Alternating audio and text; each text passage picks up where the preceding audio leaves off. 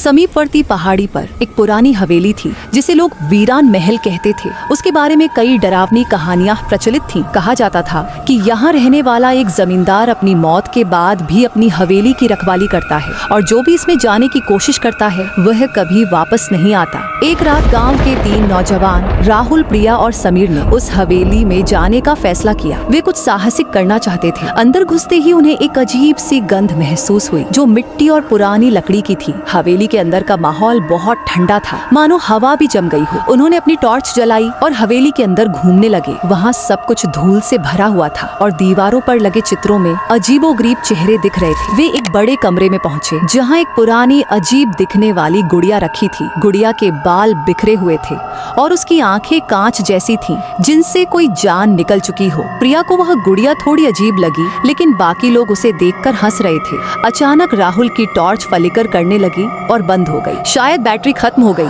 उसने कहा। तभी उन्हें एक धीमी अजीब सी आवाज सुनाई दी, जैसे कोई बहुत पास से फुसफुसा रहा हो। ये सुनकर वे डर गए और एक दूसरे के नजदीक आ गए। गुड़िया के पास से एक और आवाज आई, इस बार थोड़ी जोर से। आवाज में दर्द और गुस्सा था। वे सब पीछे मुड़े तो देखा कि गुड़िया के होंठ हिल रहे थे। तुम यहाँ क्या कर रहे हो? गुड़िया ने पूछा। उसकी आवाज इतनी डरावनी थी कि सब कांप गए। वे जल्दी जल्दी सीढ़ियों से नीचे भागने लगे, लेकिन हवेली का मुख्य दरवाजा बंद हो गया था। वे खिड़की से बाहर निकलने की कोशिश करने लगे। तभी उन्हें एक परछाई दिखाई दी। परछाई जमीन से उठती हुई दिखाई दी और एक विशाल काला साया बन गया। उसकी 4 भुजाएं थी और वह बेहद डरावना लग रहा था। समीर ने दौड़कर दरवाजा खोला, लेकिन वह बाहर नहीं जा पाया। साये ने उसे पकड़ लिया और उसकी आवाज हवा में घुल गई। प्रिया और राहुल ने चिल्लाते हुए भागना शुरू कर दिया। अगली सुबह गांव के लोग जब हवेली के पास से गुजरे तो उन्होंने वहां कुछ भी नहीं देखा। सब कुछ शांत और वीरान था। हवेली का दरवाजा फिर से खुला हुआ था और अंदर सब कुछ पहले की तरह ही धूल से भरा था। लेकिन हवेली के पास एक नए पेड़ पर एक अजीब सी गुड़िया लटकी हुई थी,